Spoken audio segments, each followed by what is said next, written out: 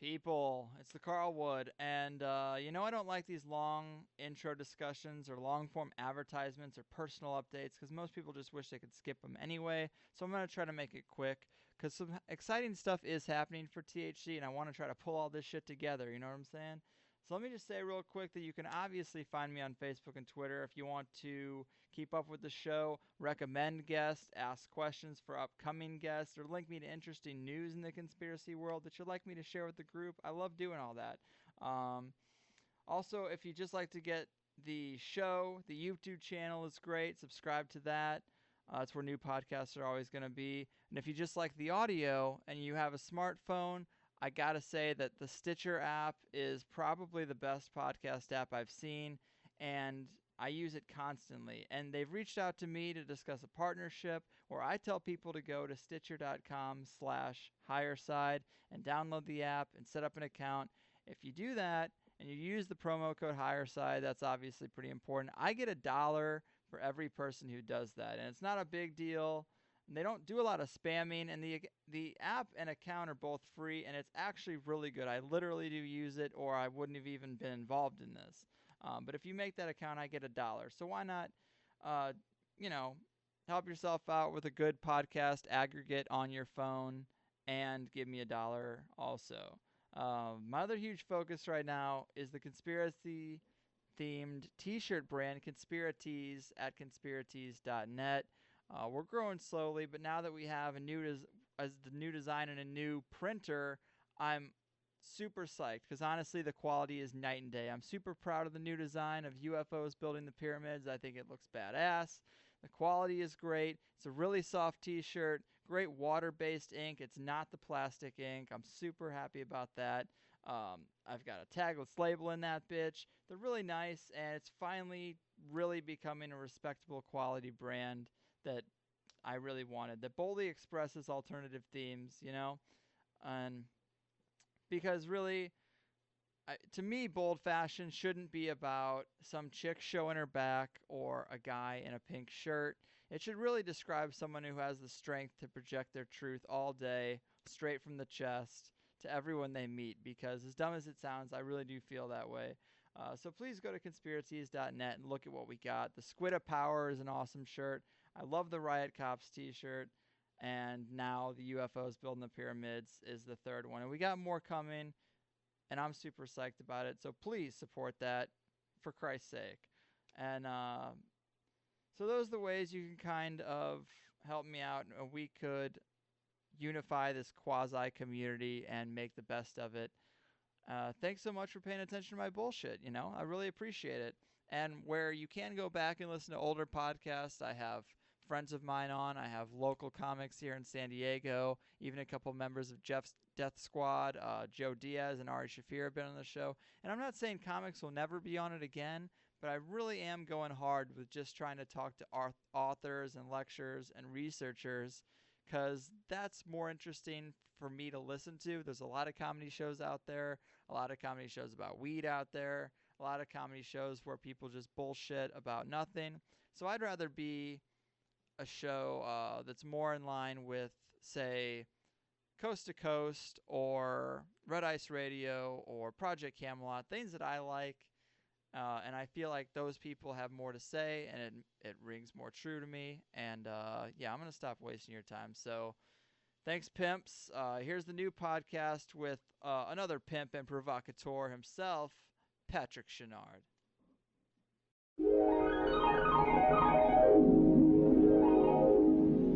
See the USA in your America's asking you to call. Drive you through the USA. America's the greatest land of all. On a highway or a road along a levee, performance is sweeter, nothing can beat her. Life is completer in a... So make a date today to see the USA and see it in your...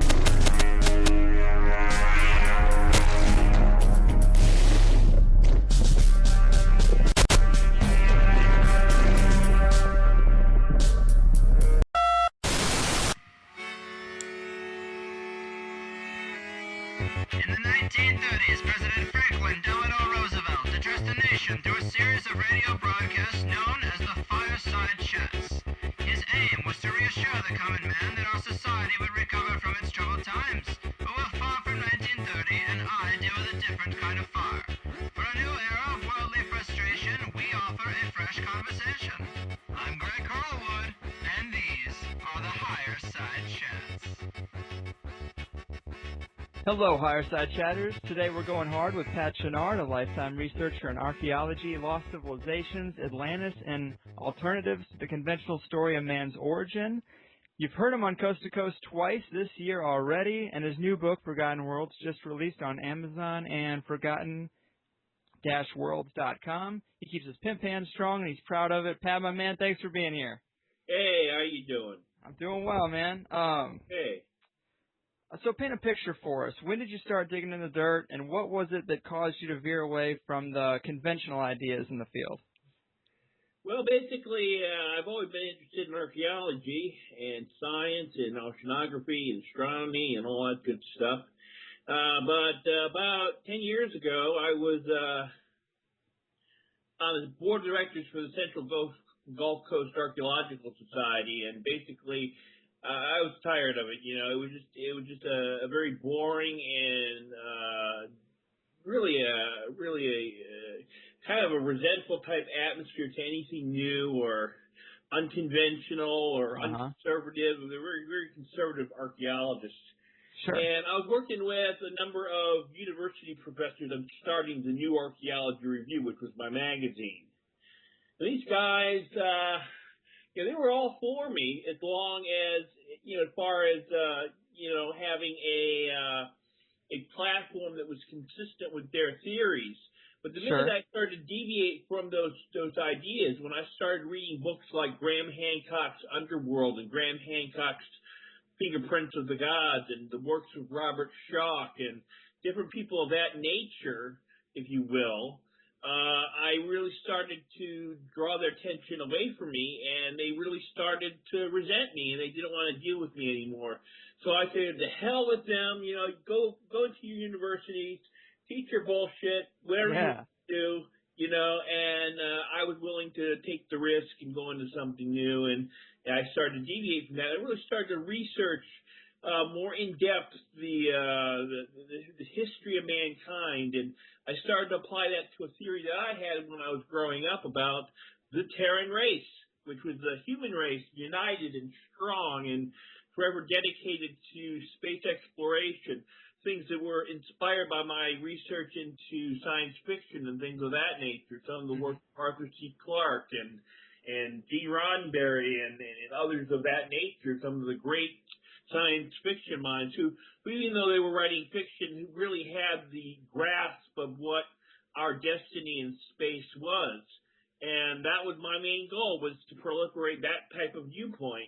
And I figured that through archaeology, through mythology, through ancient mysteries, I'm creating a consciousness for the Terran race, a new viewpoint which will endure for generations to come. And I want to put that down. I want to put forth a legacy for the Terran race, for the future, for our children and our children's children.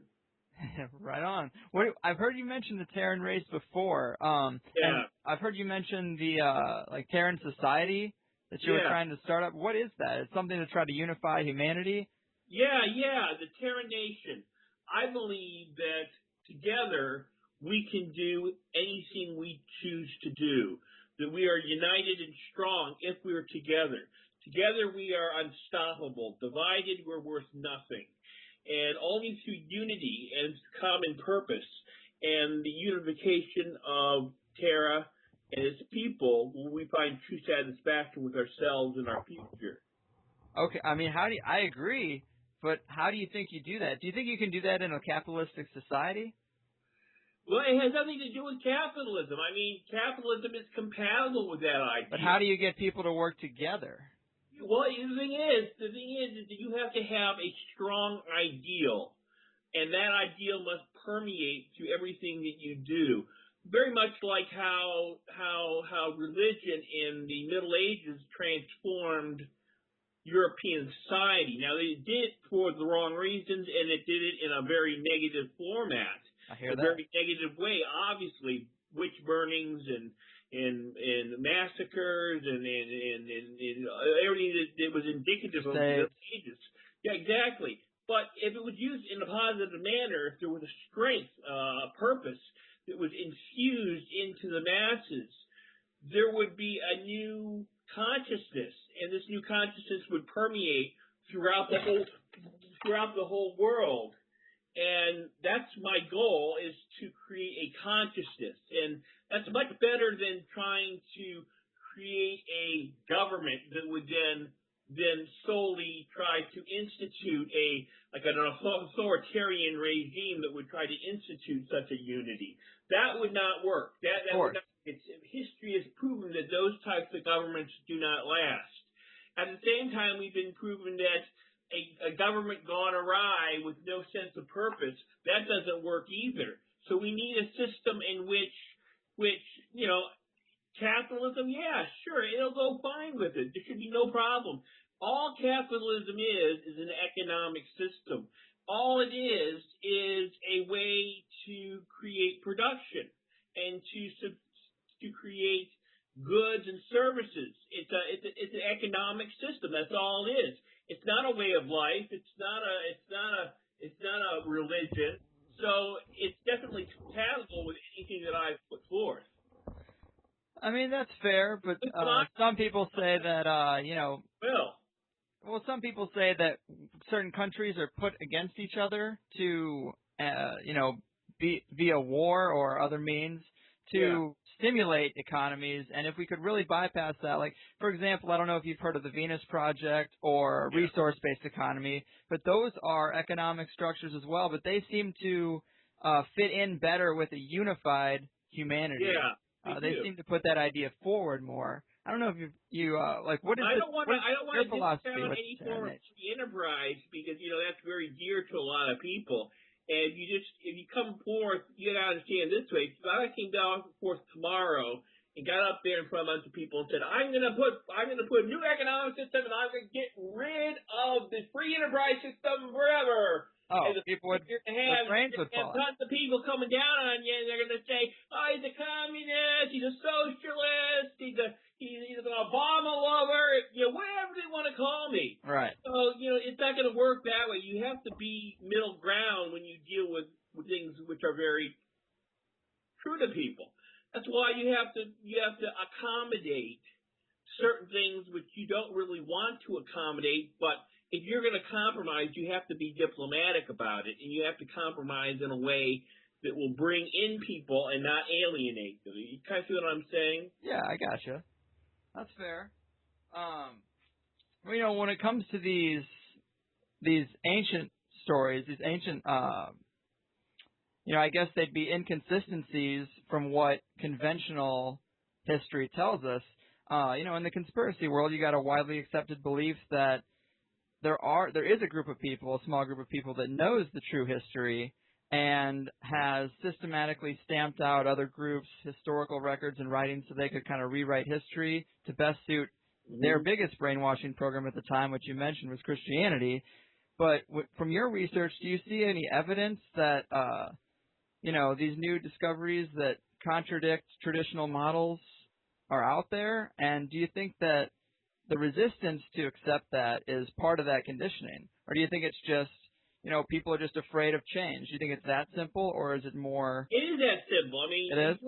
You look at any type of, you look at history, and it is replete with examples of people who are resistant to change. But you see, that creates more than just resistance. It creates a core of resistance, and that core of resistance becomes in itself its own conspiracy.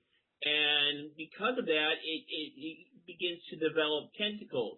And these tentacles go into every facet of government and society and religion. And they are the ones that are creating the conspiracy because they're resistant to that change. They don't want to see their beloved ideals, their religion, their politics to be destroyed. I don't think that there's one small specific group out there that is plotting to overthrow any form of change. I don't think there's any. I mean, I don't believe in the idea of the Illuminati. I don't believe in the idea of the worldwide Jewish conspiracy, which in the early 20th century was a big thing in Nazi Germany and so forth and so on. But what I do think that this resistance is developing its own conspiracy in its own right. And that is something which needs to be fought. It's called the paradigm.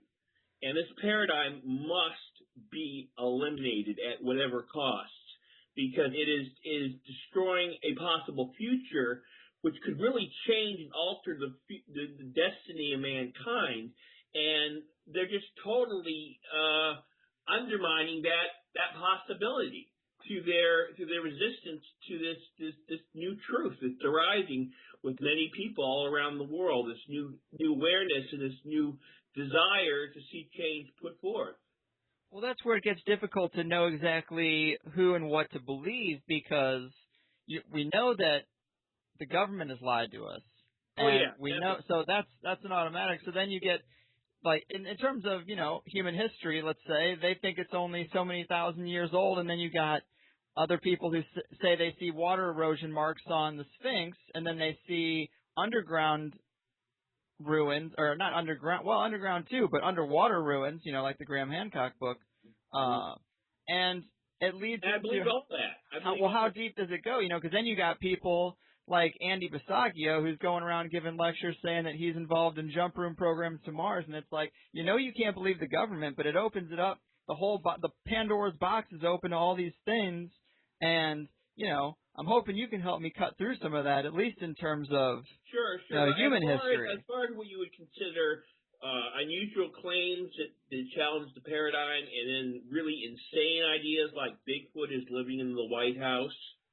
All right, wow. There's what you would call really ingenious ideas, like Rob Schoch's evaluation of the Sphinx, John Anthony West's evaluation of ancient Europe. Ancient Egypt rather. That is very significant. But when you get into the thing where some guy calls up on Coast to Coast and says, "I just came from the other side of the moon," right? Well, maybe. I mean, anything is possible. But you turn your back and you're kind of laughing. So right. There's what you would call the insane ideas, and then the really noble attempts to establish a new paradigm. And you really have to sift through that. But that's where science comes in. Even if science is diluted to a point where it's not rigid, it's not full of skeptics who just debunk everything that comes along. But if you can keep a balance in the process of science, then you have something that's significant, because science is a self-correcting philosophy. If you open the doors properly, then you have a system where if it doesn't amount to the evidence, then that just goes to the wayside. But the insidious thing with the paradigm is you can have that evidence and you can have that proof, but it's not good enough. They still want to debunk it regardless, and they want to take their own ideas and they want to grasp onto it and distort it and put it in a point that it doesn't have any validity whatsoever, even though it might have that validity. Well, what do you think is the most damning evidence that you've seen that really does create a situation where it really can't be denied, and we really have to look at it, and we can't turn the other cheek in terms of our origin stories? I mean, what is the most damning evidence? I mean, the world is replete with such examples, and let me just go over a few of them. Let's do it. The first of them is Gobekli Tepe. Are you familiar with that site? I've heard about it. Yeah. All right. Let's describe it for the people. For the past 300 years, the story has been that ancient Sumer has been the original civilization. That before ancient Sumer, before Mesopotamia, there was no significant form of civilization or advancement or massive structures. But then all of a sudden, around the mid-20th century, we were starting to discover evidence that this is not the case. We find Jericho, which dates back to 9000 BCE. We have Katahoyuk in Turkey, which dates back to about that same time. We have several other sites in Turkey that date back to well before that period. But when we discovered Gobekli Tepe, we have a structure which dates back to 12,000 BCE. You know, That's old. That's old. That's 14,000 years ago. And according to mainstream archaeologists, there should not have been any form of massive structures or architecture 14,000 years ago. There should have been people huddling in caves. And even though the archaeological community is not against it, they openly admit and research and document that, Gobekli Tepe is a verifiable fact. I mean, it's right there for you, and they know how old it is, and so they basically agree on that point. But at the same time, if you read any of their textbooks from high school or college or even elementary school, they still teach the kids that the world as a civilization is no earlier than 3500 BC and is located in ancient Sumer. No mention in any of these textbooks of Gobekli Tepe, of Jericho, of any of these other sites exist outside of the original mainstream paradigm, which was started hundreds of years ago. Well, tell me about this this lost set of ruins that's speculated to be millions of years old off the coast of Scotland and Norway. Yeah, that's fascinating as it is. There is a site off the coast of Scotland and Norway, which is submerged on the ocean bottom. It dates back to 75 million years, and that is a verifiable fact. Now, when you look at that, you see things that could not be natural formations? Well, that's the thing, it hasn't been studied well enough quite yet to come to that conclusion. There are anomalies, but there's no definite conclusion yet whether there's anything unnatural. But the fact that that structure exists can only bring up possibilities in one's mind about what on Earth could exist down there if we were to go and do some type of submariner excavations of the site. Now, is that really possible right now with our present technology, considering the fact that it's all the way at the ocean bottom, the bottom of the North Sea? But if we look at it and see the fact that it's valleys and mountains and river systems, and you can only wonder, is this possibly some type of civilization?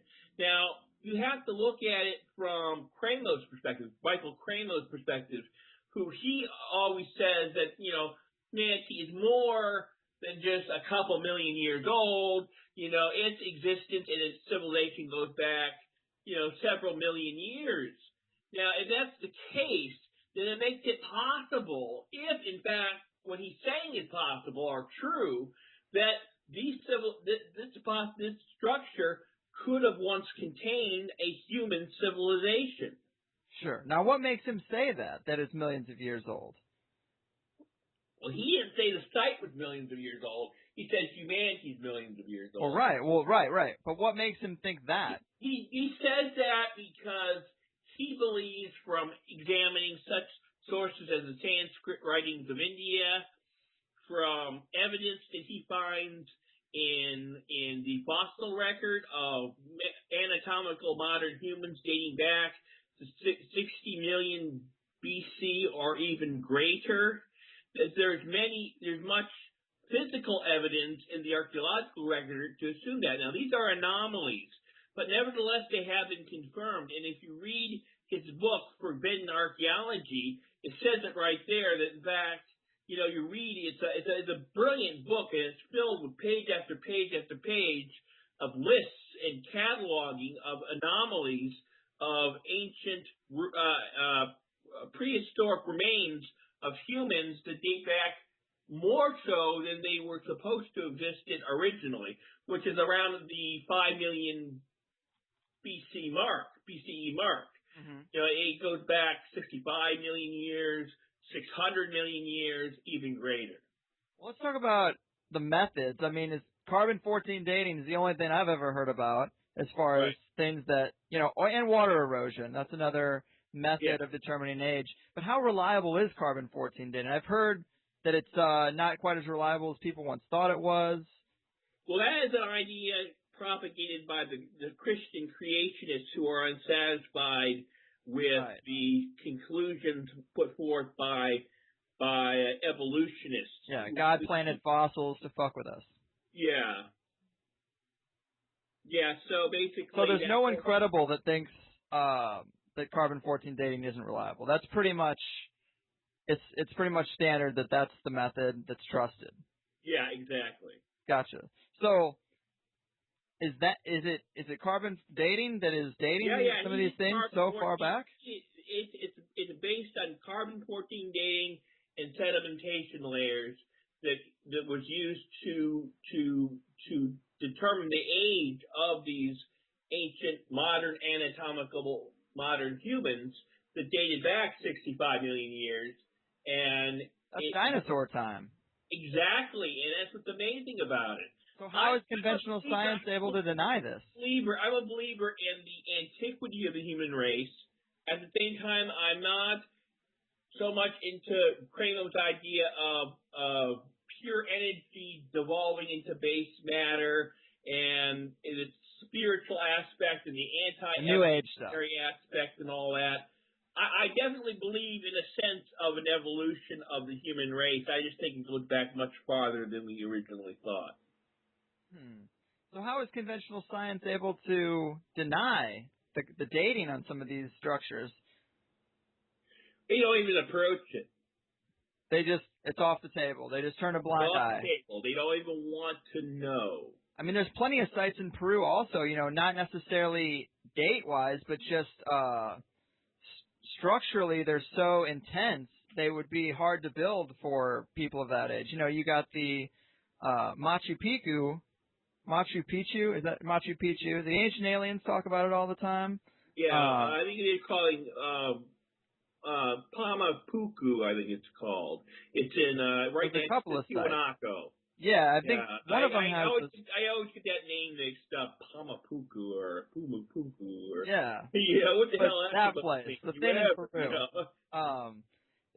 It seems pretty crazy that we'd be able to build that without any type of serious hardware, like they apparently just built it with that's where I come in with my theory of giants. I think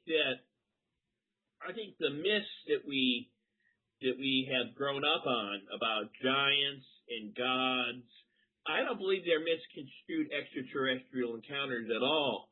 I think they are in fact remnants of a very ancient memory of real gods and real giants that once inhabited the earth, that evolved on this planet over billions of years. I mean, our planet, you got to think about it, is 4 billion years old.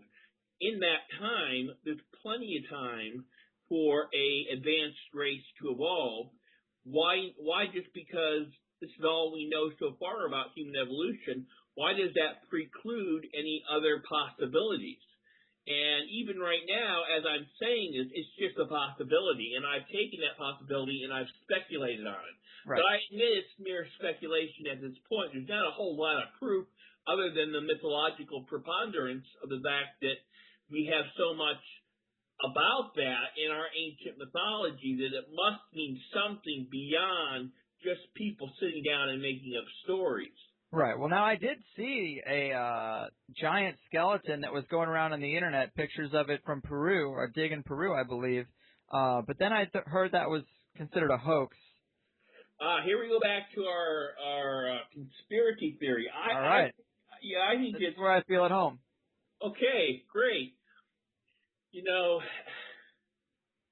How do we know that the picture, which was faked, isn't itself part of that conspiracy? How do we know that the reports themselves could be verified, and it's just a matter of the people finding them that don't want the word to get out, they're fabricating these hoax, these fake pictures to cause misinformation. Now, that's not the first time the government on this planet would do something of that nature. Not at all. Not at all. So why do we have to immediately assume that there's nothing to these reports? I mean, a lot of people claim to have seen it, and there's been a lot of mysterious activities in those deserts in India and Afghanistan and Saudi Arabia, which were the main sites that these things were discovered in. Right. You know, it's like very maybe that's why our possible. military's over there. Yeah, you know, I've heard that exactly. theory. Our military's over there. Why not? What would exclude the possibility that it's all part of some conspiracy to begin with? It's tough to know. It is tough to know. But you have to at least talk about it. You have to at least bring that possibility up. And that's Right. something that I have done in Clash of the Giants. Okay.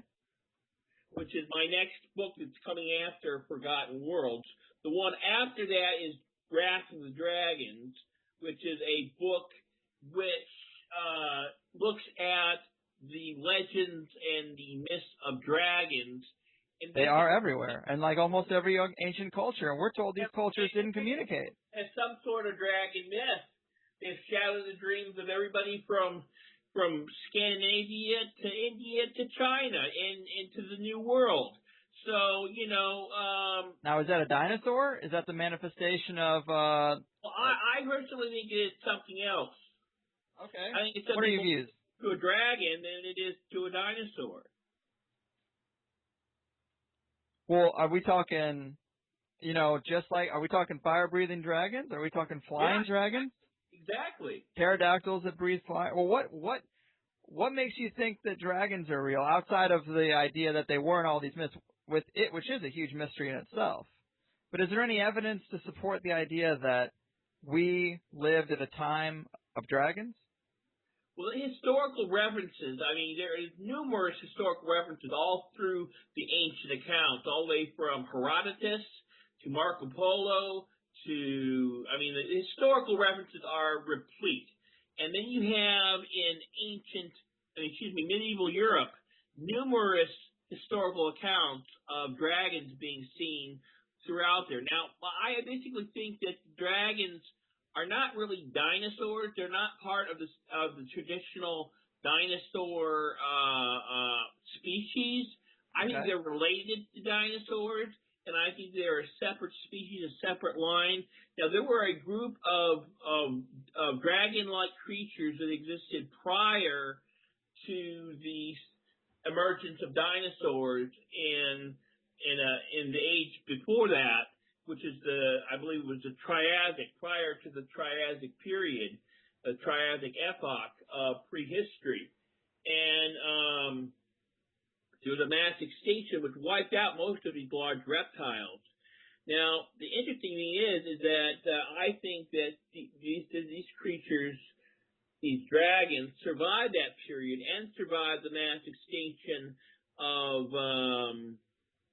65 million BCE rather, as I usually use the term, and survived that mass extinction, and in fact continued onwards through the historical period. Now, Carol Fontaine from Andover University, she's a professor of Hebrew scriptures, and she presented the idea that it's a possibility that dragons were real, but they were so prized for their bodies and their medicinal purposes and their wealth, much in the same way we drove many other creatures to extinction for their pelts and their feathers and their, you know, that we drove these creatures to extinction because when you look at the historical record, ever since there was a reference to a dragon, there's reference to a human being seeking it out and trying to destroy it, at least in the Western sense. Right, and that is true. But if these creatures, survived a lot longer than dinosaurs, why aren't we finding their remains? We may have and just haven't identified them as dragons yet. I mean, there have been many examples of fossils that have been found that haven't been identified immediately as a specific animal have been assumed to be a different animal, and as time went on, were discovered to be belonging to an entirely different animal. Sure. Now that is true, but what about the dating? Could they not date those bones and find out? They date from around the same time period as the dinosaurs, most of them, anyhow. The dragon If they're bones? fossilized, they would come around from the same time period. Unless, of course, they were from a period, say, from the age of mammals, in which, you would have an example, they would be dated to the age of mammals. But if they were found in a strata that was, say, from the Cretaceous period or the Jurassic period or the Triassic period,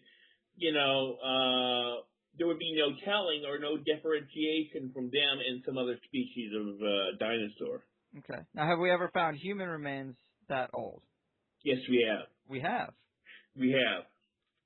Where was that at? Because is that common knowledge? Because it doesn't seem. Oh yeah, you just go in. You take out forbidden archaeology. In fact, I think it's like on page 225 of forbidden archaeology. They have more than one example of anatomical modern humans being found that old. Wow. Yeah. Walk us through, because we're all over the map here. Walk us through what you think the history of man looks like. Okay, basically, I think Are there many rises and falls, technology-wise? The whole history of mankind has been punctuated by rises and falls, mass extinctions, periods of great civilization and sophistication, and then periods of great darkness and less technology, and it takes a long time to build up to get back to that technology. This is said again, and you have to understand where I'm coming from. I'm very much a mythologist, more so than an archaeologist. Gotcha. But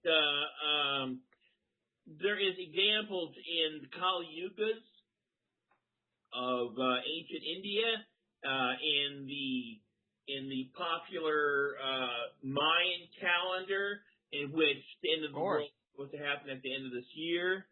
You have the calendar of Berosus, a 6th century BC Babylonian priest who wrote the history of mankind dating back 100,000 years. 100,000 years. So you have a rich treasure trove of beliefs and ideas which state that mankind, and indeed civilization itself, is part of a massive roller coaster of history, going with peaks and valleys up and down over long periods of time, rather than just one, caveman at the bottom and a straight line graph with mankind at the top as the pinnacle of evolutionary success. You have to look at it from a cyclical standpoint, and that's a very ancient standpoint. We lost that sense of cyclical history over a period of time.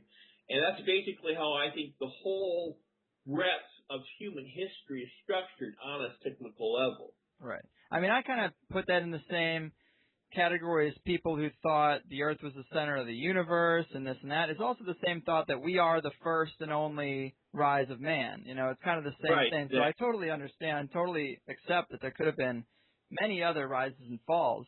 And when I connect that to the conspiracy, I think if that were to happen today, if we had a huge cataclysm and 95% of the population was wiped out, who would survive? It would probably be those elites that have the resources to protect themselves in that time. And if they were to rebuild the planet, they could warp any current history stories or anything and raise their own children to believe whatever they wanted them to, and they could restructure society as they saw fit. So when you look at some of these old writings and how they've kind of been altered through the translation, it's kind of funny because I could see the secular nature of that happening.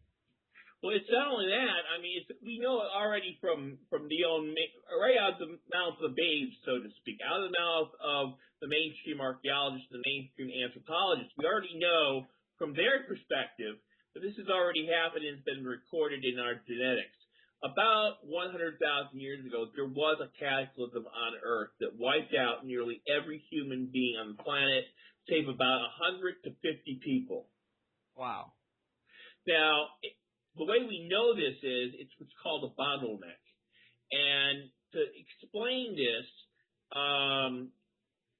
basically, Neanderthals had a genetic diversity level of about 13%, the highest among all hominids. Now, chimpanzees have about an 11% diversity level. Now, we have about a 1%. That means that every difference that we see on this planet racially, ethnically, is 1% of that general diversity level. Gotcha. Now, originally, we had a much higher diversity level, but because we were trimmed down to such an extent, we went through a period in which Right. so many of those genetic codes survived.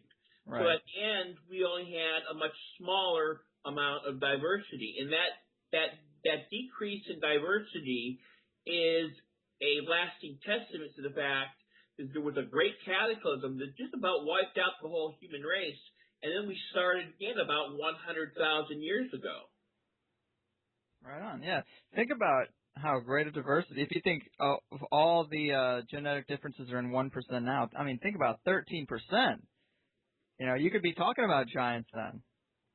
Yeah, exactly. And you know, I was on an interview with Mark Murphy yesterday, and he was commenting the fact that, you know, in the ancient Indian depictions, you know, of India, many of these gods had blue skin, and you know, really, that's not too far from the truth. We had no idea what color skin, all the varieties of skin tone there was back then. I mean, for all we know, there could be purple with pink polka dots. You know? I mean, that's I an mean, interesting it's probably thought. not. Right. Not, but you know, just to say that, we don't know. We don't know what all there was back then. You know, there could have been individuals with hair all over their bodies, as there are in some circumstances today. Well, how do you feel about, you know, so you think instead of the ancient aliens theory, you think that there was just such crazy biodiversity here on the planet with different races of hominids that were natural to Earth? Yeah. Are they at different technology levels? Are they interacting with each other? Level. Then why not? Why not? I mean, look at our own civilization. There are examples of people on this planet who still live extremely primitive lives, extremely primitive levels of existence. And then you have New York City, which is probably the pinnacle of technological sophistication on this planet. So we have already in our own societies enormous changes and alterations over the geography of the world with different levels of technology. So it would not be too far from the truth to say that, you know, that at one time there was very advanced beings on this planet that had great levels of technological sophistication, and there were other people who had rather primitive levels of sophistication, and it was those rather primitive people who maybe we descended from and brought back tales of those peoples, those more sophisticated lands, those more sophisticated civilizations and beings, and called them gods, called them giants, and created the myth of Atlantis and so forth and so on. But I do believe in UFOs. I do believe in ancient aliens. I believe that ancient aliens did in fact contact us. I think they had a play in how the destiny of the world unfolded.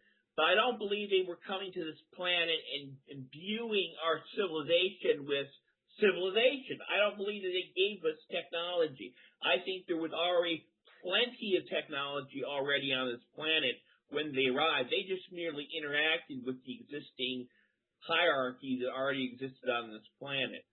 Okay. What do you think of Atlantis? What do you think Atlantis was? Do you think it was... There were many lost civilizations and many cultures in Atlantis-like structures and cultures and civilizations I think that Atlantis is not a unique phenomenon. I think it existed on a global scale in many areas, and it's also a possibility I have to also have to admit that there's also the possibility that it was in fact a metaphor for a much greater civilization that once existed globally on this planet and was all wiped out in a great cataclysm, probably the Great Flood. Well, now, where is the first mentionings of Atlantis, and what exactly are they saying about it? How do we determine that it's not a myth or that it's not fiction? That there's got to be something to it when you think about it. The fact that this is not just Plato's account. Skeptics like to hammer on the fact that it was just Plato who mentioned it. That's all. They'll say that. They'll say it was just Plato who described it. There are no other sources or no other corroborating sources about Atlantis. But if you look at my book, if you read my book, Forgotten World, contains hundreds of examples of ancient accounts that date back 10,000 years in the most ancient writings, the most ancient oral traditions of Atlantis-like civilizations, whether it is Boroto in the Fijian Islands, or whether it's Helike in the ancient Greece, or whether it's Isa in the North Atlantic, or Sewell, or any of those other civilizations that have been rumored to exist. Lemuria is another perfect example. Right, I've heard that there one. Are hundreds of examples of a lost civilization destroyed by a flood or other cataclysm. And it predominates through nearly every culture on the planet. Every culture on the planet has at least one reference to a lost civilization that was destroyed in the Great Cataclysm. Our own Bible has the perfect example of that. There was an antediluvian civilization that was destroyed in the Great Flood, and that is just one single example. I mean, even Mesopotamia has their own. Right. Well, here's another thing. What do you think about the Great Pyramids? Because I've heard everything from the idea that they were some type of tool to achieve enlightenment and they worked on energy centers in the body, to the idea that there were some type of energy generators. Why can't we nail this down, Pat? I'm not an expert on the Great Pyramid, but I think that there's a big possibility that there's much more to the history and the origins of the Great Pyramid than Mr. Zahi Hawass tended to believe before he was ousted. And they keep the pyramids very under wraps and the tight They security. Why? You would think that the natural wonder of humanity would be able to explore these things, and there'd be no problems with finding out radically different ideas. There again is the resistance, and the resistance that evolved into its own conspiracy, and that's a perfect example of how that happens. It They is. don't want their prestige as a nation who had the ability to create these great structures and needed no other outside influence from Atlantis or any other civilization to create it. They want to maintain this as an Egyptian invention, an Egyptian miracle of wonder, so they can claim it as their own. And also, it interferes with the long-held beliefs of modern Egyptologists. And they don't want to give up their prestige. I mean, why wouldn't they?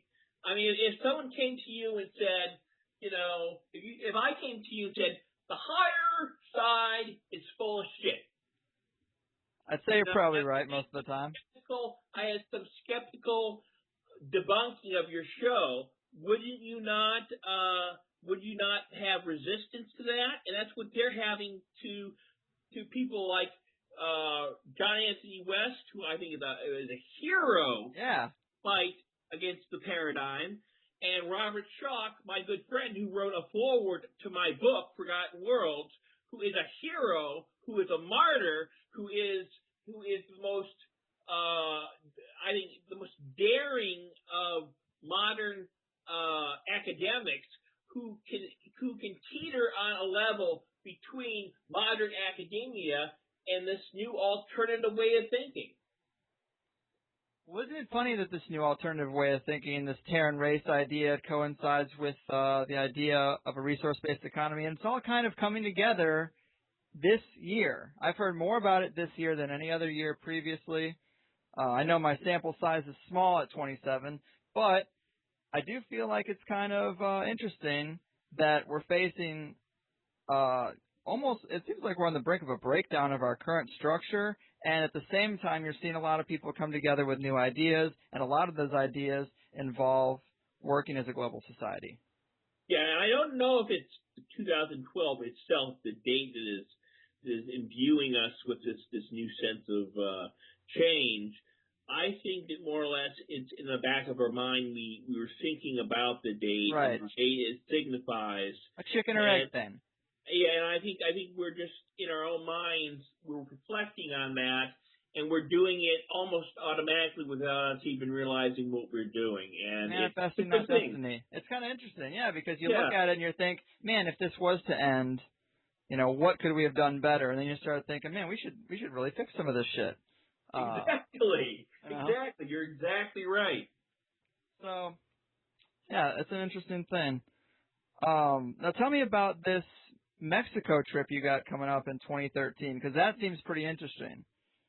Yes. I was planning on going down to Mexico, and that's been put on hold. Now, the reason it's been put on hold, unfortunately, and I feel really bad about this, I had to put that on hold because the guy who runs the touring company is a Mormon, and once he got wind of, you know, Jesus my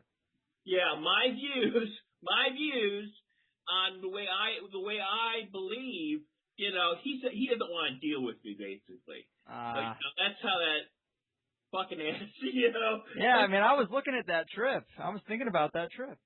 Yeah, it's a great trip, but you know, he doesn't want to deal with that. But anyhow, so basically, I do think that the good news is of all of this is there's a big India trip planned. Okay, yeah. Is there a discovery going down in India?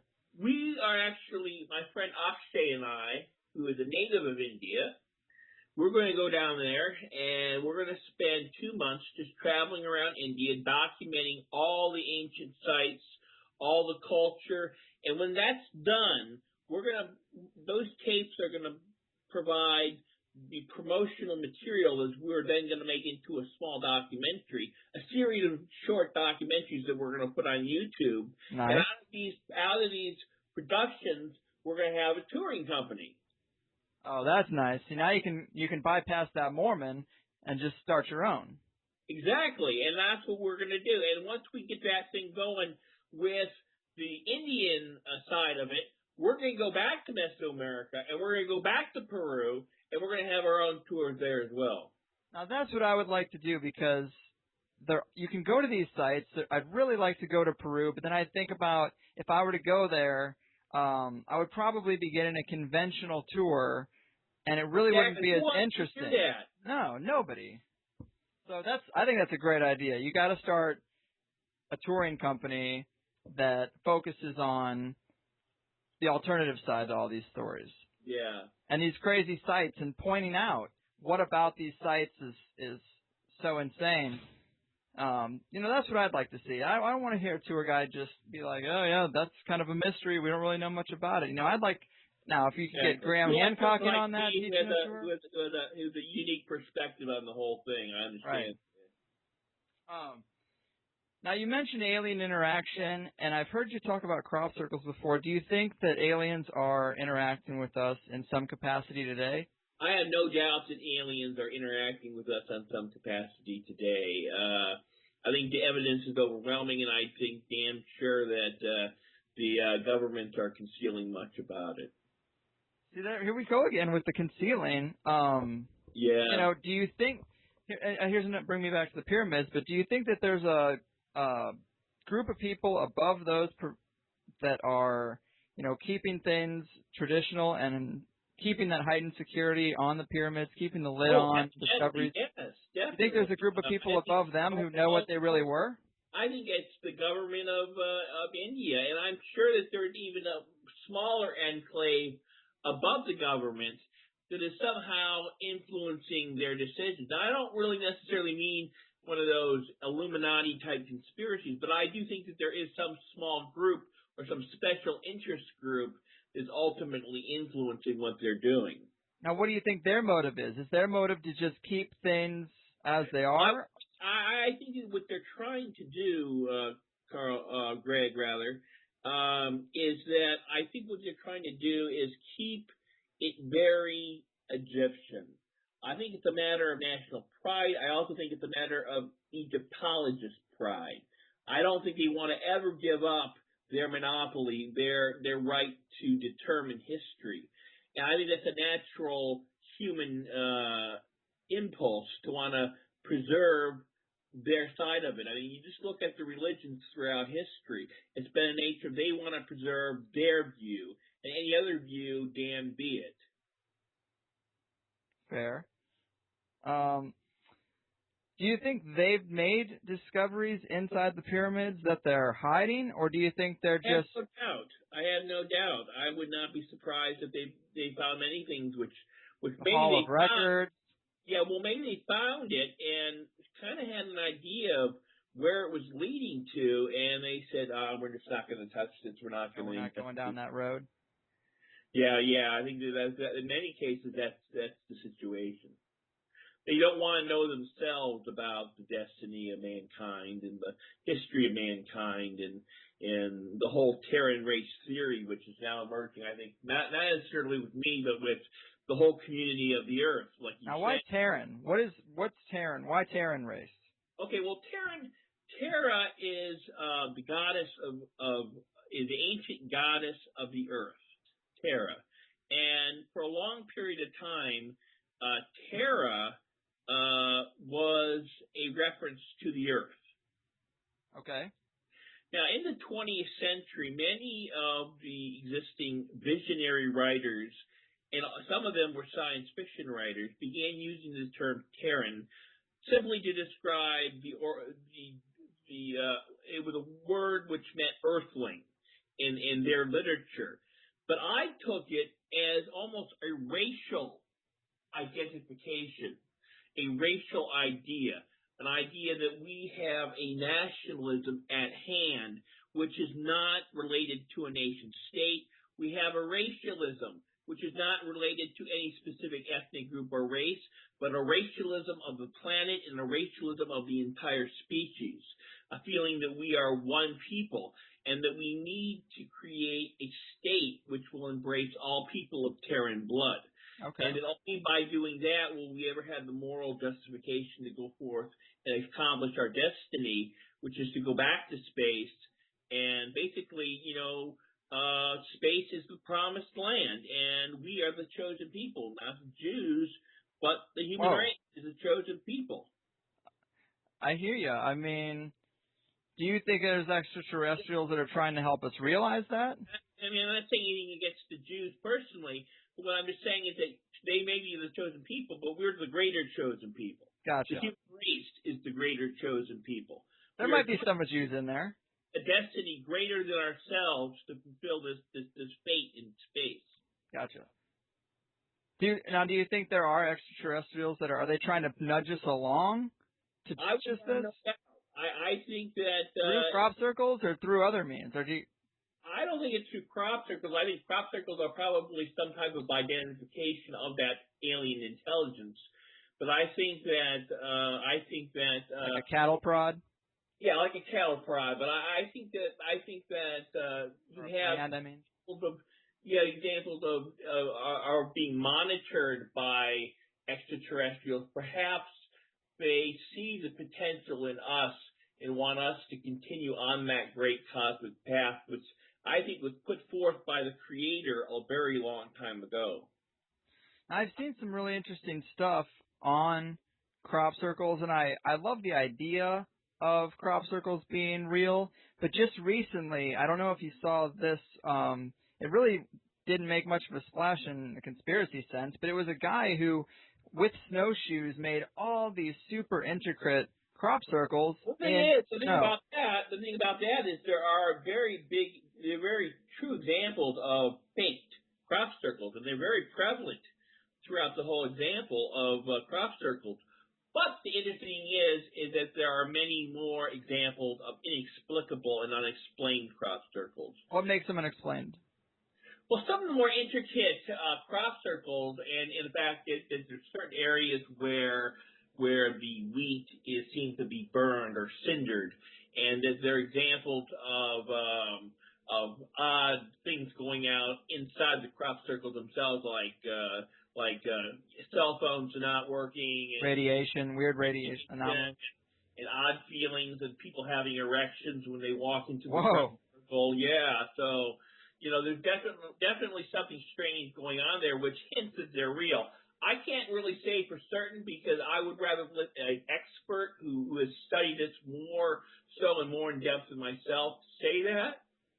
But I would assume that there's something more to crop circles than just a bunch of guys going out with snowshoes trying to make a funny design crops. I would hope so, because they tie into New Age stuff, the New Age conspiracy a lot, in that they say that their sacred geometry, fourth dimensional geometry on a two-dimensional plane to create a three-dimensional image. It's supposed to affect our consciousness in some type of positive way, make us vibrate and be all happy and want to get along.